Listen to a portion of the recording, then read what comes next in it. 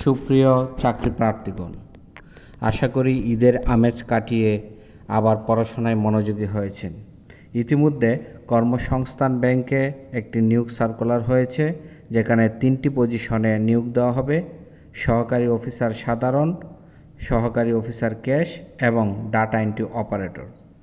3টি পজিশনের শিক্ষাগত যোগ্যতা সেম, কিন্তু কাজের ক্ষেত্রে ভিন্নতা রয়েছে। সহকারী অফিসার সাধারণ 13তম গ্রেড, যেখানে 125 জনকে নিয়োগ দেওয়া হবে। সহকারী অফিসার ক্যাশ, এটাও 13তম গ্রেড, যেখানে 63 জনকে নিয়োগ দেওয়া হবে। এবং ডাটা এন্ট্রি অপারেটর 16তম গ্রেড, এখানে 99 জনকে নিয়োগ দেওয়া হবে। কর্মসংস্থান ব্যাংকের আবেদন করার শেষ তারিখ হলো 23শে জুন 2026 বিকাল 5টা। যারা এই কর্মসংস্থান ব্যাংকে চাকরি করতে আগ্রহী, তাদের জন্য এটা একটা সুবর্ণ সুযোগ।